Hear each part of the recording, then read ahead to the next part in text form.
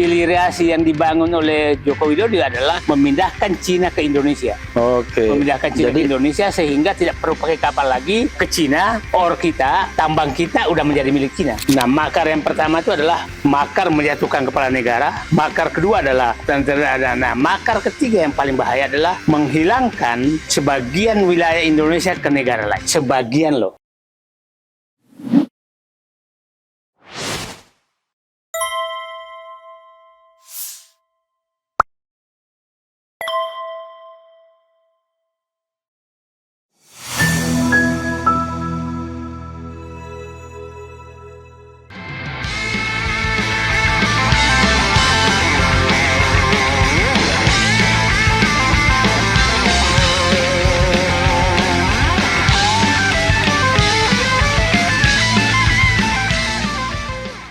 Kemarin tuh ada bocoran. Ya. Nah, bocoran pembicaraan ngeri-ngeri sedap antara Prabowo dengan Syafri Samsudin Lewat telepon. lewat telepon. Perempuan itu. Ya. Siap. Jadi kita hati-hati, Siap. jangan diajak dengan statement yang Oh baik. ini, Saya perhatikan. yang terlalu ya. Saya perhatikan. Pokoknya kita jaga hubungan kita dengan Tiongkok. Masalah Taiwan bagi kita kan sudah jelas itu provinsinya Oh siap. Tiongkok. Siap. Buat Taiwan dan apa yang mau dibuat oleh RRT kepada Taiwan ya itu urusan di dalam negeri dia. Oh siap. Ya. Siap. Sama kalau nanti ada apa-apa sama Papua itu urusan provinsi kita. Siap. Ya. Siap. Jadi, jangan ada negara asing Siap. melibatkan. Semua orang di dunia mengakui one China policy. Oh siap. Jadi kita sopan, tapi kita jaga netralitas kita. Tapi masalahnya adalah tetap kita akui one China policy. Siap. Kita tidak bergeser dari sikap kita Siap. bahwa kita tidak mau mengurusi urusan dalam negeri negara sahabat. Oh siap. Ya. Siap. Banyak titip ya. Jadi kita yang halus tapi kita tegas posisi kita. Ya. Ya. Saya perhatikan Presiden. Kemudian kita tahu bahwa wah kalau ada Syafri Samsudin, wah ini orang dekatnya Said Didu. Enggak lah. Atau sebaliknya Said Didu orang dekatnya Syafri Samsudin. Ya kan? Saya orang dekat dengan semua orang baik. Oke, nah lalu kemudian wah ini kebocoran, kegagalan dan lain sebagainya. Saya mulai dari itu dulu, biar Puang menjelaskan as a entry point gitu ya. Oke, silakan Puang. Jadi kalau yang tidak paham, ya Pak Syafri itu kan adalah intelnya Intel. Intelnya Intel. Jadi nggak mungkin lah bahwa dia kebocoran. Nah, yang mengerti namanya diplomatik lewat jendela. Oke. Diplomatik lewat jendela, cara itulah menyampaikan, karena pernyataan-pernyataan itu nggak mungkin disampaikan di forum formal. Asyik. Bahwa sikap Indonesia itu one Chinese policy, itu kan yang dikatakan kemarin tuh yang perempuan itu maksudnya itu ya Perdana Menteri Jepang. Oke. Jadi supaya publik paham, itu menurut saya itu bukan bocoran. Yang kedua itu adalah diplomatik jendela, cara diplomatisi lewat jendela. Yang ketiga bahwa ya itulah cara menyampaikan sikap Indonesia terhadap China dan bagaimana menyikapi jangan sampai ikut-ikutan seperti Jepang. Gitu. Oke. Tapi kalau kita lihat kebijakan itu ya, kebijakan obor ya, One Belt, One Road gitu ya. Kemudian One China Policy dan lain sebagainya. Ini maksudnya Indonesia bagian dari itu, tidak mau berhadapan dengan China atau bagaimana? Makanya karena orang kemudian marah kan, waduh, kok Presiden takut ini sama China, padahal diperkirakan sudah 150 juta orang China ada di Indonesia. Ada yang bilang begitu, estimasi begitu. Saya melihat bisa, semua orang bisa mengaitkan. Tapi bahkan ada lebih jauh mengaitkan. Oh, setelah Pak Syafri negur IMIP, maka ditegur presiden. Oh sih. Lebih jauh lagi gitu kan. Padahal Iya. sebenarnya kalau saya ini adalah berbeda antara kedaulatan ekonomi dan sikap politik luar negeri. Itu kan sikap politik luar negeri. Dan saya belum ada tanda-tanda bahwa betul-betul Presiden Prabowo akan mengikuti One Belt One Road itu.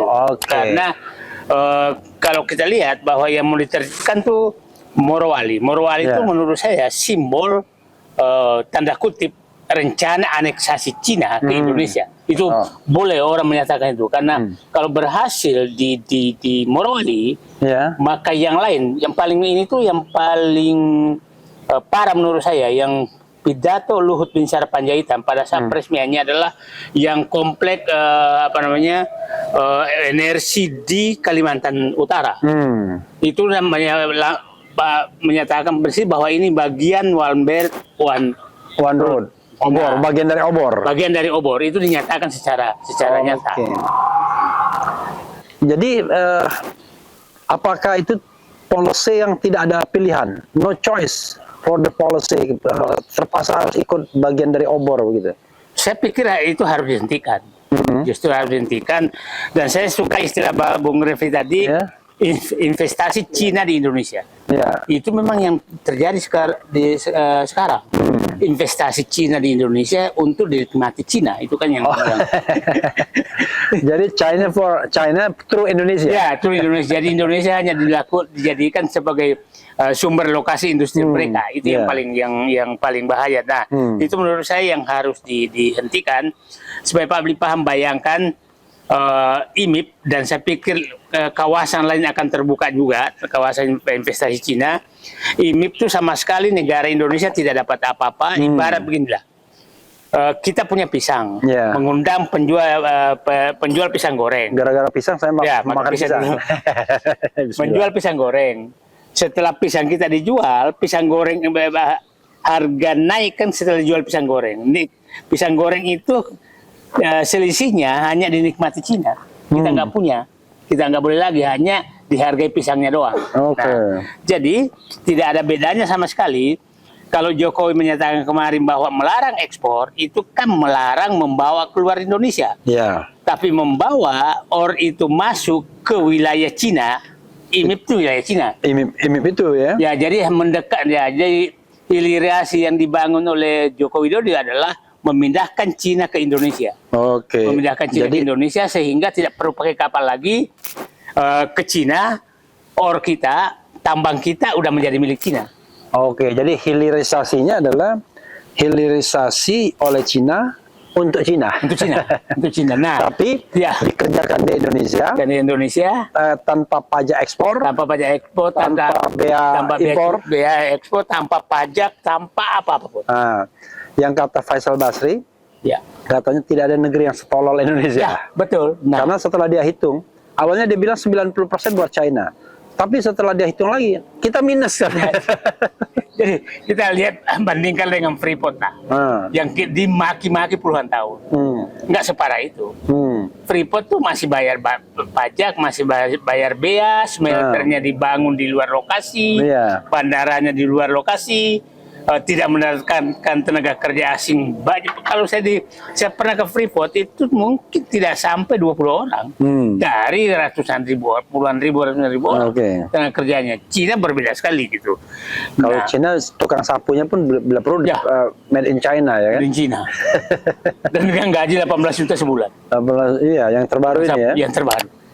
Bahkan ada isu-isu bahwa di daerah sana itu walaupun hutan, tapi sudah seperti kota tersembunyi itu dengan supply dan fasilitas yang pastilah kan kalau ada eksekutif di sana kan gitu.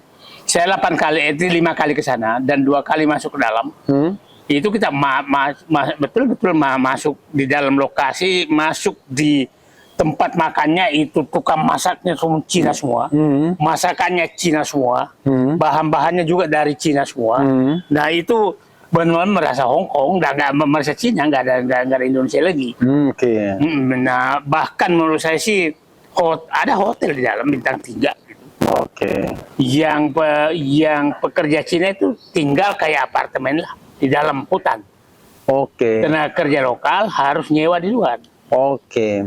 Waktu itu masuk dalam rangka apa, Puang? Saya masuk formal sebagai staf khusus Menteri SDM saat itu 2015. Oh, Sudirman Said ya? Ya, peletakan batu Oke. sebelum peletakan batu pertama. Iya, iya, iya. Jadi kalau ada mau cerita tentang IMIP, ya saya pikir saya paling lengkap.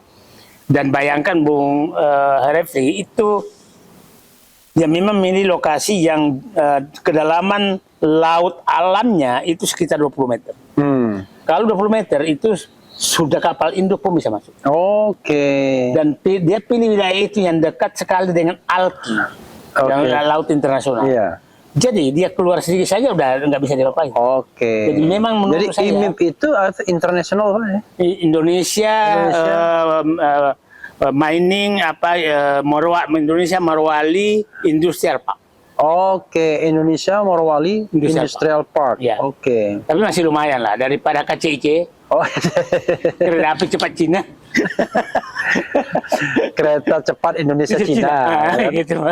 Jadi cepat bablasnya. Ya, bablasnya. Dan kalau di sini belum ada kata Cinanya. Tapi kalau dia belajar ya udah KCIC gitu. KCIC. Oke. Oke, Puang ya. Saya ini udah jam berapa nih? Wah, saya harus sarapan ini kayaknya. Ini spesial nih. Makan tadi kan makan pisang tuh. Biar pemirsa juga tahu tuh kalau sarapan saya. Ini makanan yang berakal sehat. Makanan berakal sehat. Orang-orang berakal sehat. Termul nggak bisa. Nah, ini setelah ini kita makan buah-buahan. Nah, buah-buahnya apel, kan pisang nih. Pisang, apel, kemudian jeruk. Karena saya makan, saya ngopi dulu aja. Ngopi, oke. Kita lagi menunggu sarapan termul. Jadi sambil makan sambil ngomong nggak apa-apa ya? Nggak apa-apa. Sebenarnya kalau kita lihat peristiwa IMIP, peristiwa KCIC, apa yang Puang pikirkan? Saya kira begini. Jadi saya pikir Presiden Prabowo sudah menyadari bahwa ada kesalahan fatal dalam strategi pembangunan yang dilakukan oleh Joko Widodo, yaitu menyerahkan kedaulatan ke Cina. Nah, kedaulatan ke Cina itu yang paling menurut saya harus diperhatikan Pak Prabowo. Nah, kedaulatan ini kan kedaulatan yang ada kalau dikategorikan itu ada 3 menurut saya dapat dari Pak Munarwan tadi malam. Makar. Ini bisa mengarah ke makar. Ya. Nah, makar yang pertama itu adalah makar menjatuhkan kepala negara. Makar kedua adalah makar ketiga yang paling bahaya adalah menghilangkan sebagian wilayah Indonesia ke negara lain. Sebagian loh. Nah, IMIP ini sudah menghilangkan sebagian wilayah Indonesia. Nah, kalau pengertiannya dari Dewan Pertahanan Nasional, kedaulatan tuh ada 2 yang kalau pengertian lain itu ada ya Pak Bung Refli paham betul kalau tata negara kan kedaulatan wilayah, kedaulatan hukum, ya kan. Nah, ada di ini kan kedaulatan ekonomi. Jadi kalau menurut saya di IMIP itu 2 unsur yang bisa dikategorikan makar. Satu adalah menghilangkan kedaulatan wilayah dan menghilangkan kedaulatan ekonomi. Nah, 2 itu, jadi saya pikir turunnya Syafri Samsudin ke sana 2 hal sekaligus yang mau ini. Kenapa bawa tentara? Kenapa menyatakan kedaulatan ekonomi? Karena 2 yang sudah terancam di situ, kedaulatan wilayah dan kedaulatan ekonomi. Tapi kita harus tahu dampak daripada kedaulatan turunnya Pak Syafri ke sana itu saya yakin bahwa orang-orang yang tidak suka penertiban oligarki dan investasi seperti ini akan bersatu. Nah, kalau kemarin saya menyatakan musuh utama Prabowo adalah geng SOP, Solo oligarki Parjok, saya menyatakan sekarang bertambah 2. Apa? Satu adalah partai dan bintang. Oh, partai dan bintang. Bintang ini akan merasa terganggu. Jadi sekarang musuhnya yang menginginkan Prabowo agak terganggu adalah Solo, oligarki, Parcok, partai, dan bintang. Lihat Bung Refli, tidak ada sama sekali partai politik yang memberikan suara mendukung gebrakan itu. Ya kan? Bintang-bintang merasa terganggu. Nah, sehingga saya kaitkan dengan pernyataan Purbaya beberapa minggu lalu menyatakan apabila ekonomi tidak membaik 2026, maka dia takut terkait dengan penggantian rezim. Nah, Purbaya itu bukan politisi, dia teknokrat. Saya nggak tahu apakah dia sudah dapat cerita dari Prabowo atau dari Intel, saya nggak tahu. Tapi dia sudah menyatakan ini kaitan dengan rezim. Nah, jadi kita harus waspadai juga bahwa menyatunya Solo, oligarki, Parcok, partai, dan bintang. Bintang ini pensiunan-pensiunan TNI Polri yang memang dinyatakan Prabowo bahwa itu yang melindungi para tambang ilegal, tambang legal dan ilegal, tambang dan perkebunan sawit. Nah, kalau ini menyatu dan bisa saja mereka sekarang sudah melakukan langkah bahwa oke lah Prabowo ganggu kita maka kita ganggu dia. Yang pasti aman adalah naikkan Gibran. Karena bapaknya aja nggak berani ganggu, apalagi anaknya. Itu perhitungan.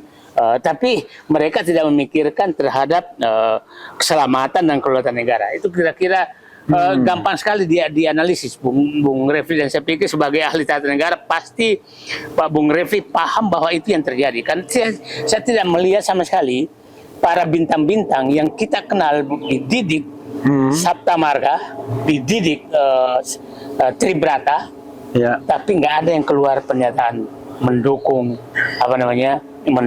terhadap gebrakan Prabowo lewat Syafri Samsudin untuk menegakkan kedaulatan. Cobalah partai yang besar gitu ya,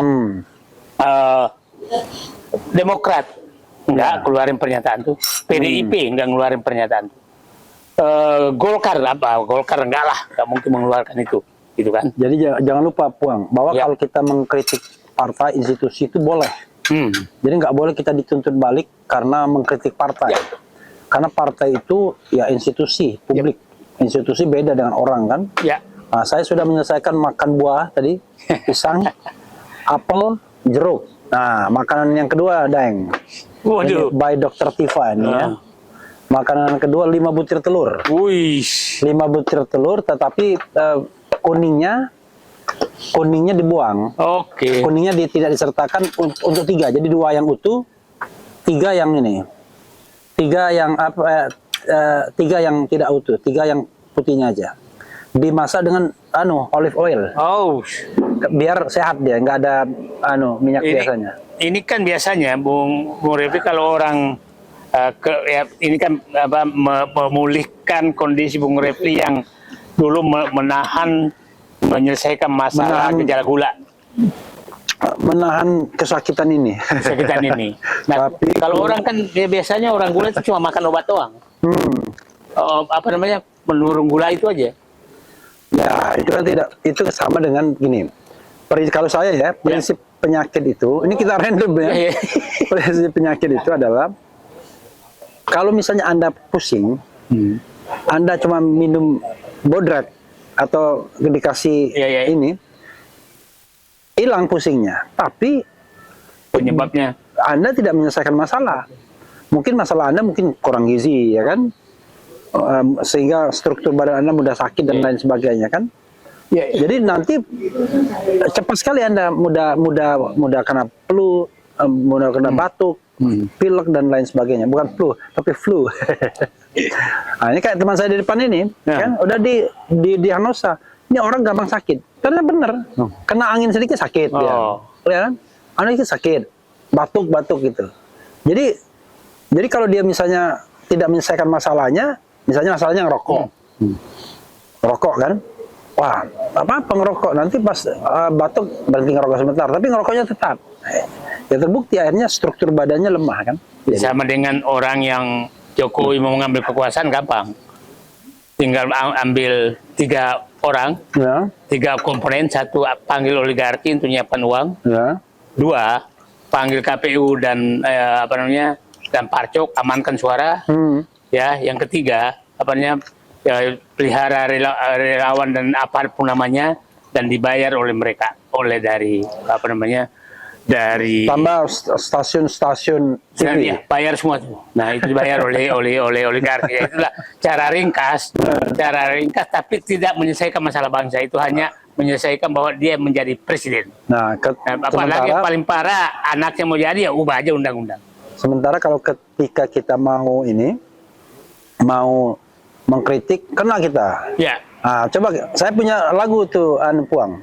Judulnya Berita Bohong. Coba ambil Gitar sini. Gitar sini, gitar. Bisa ini pintu. Berdiri. Assalamualaikum. Waalaikumsalam. Berdiri sini. Berdiri aja, sini.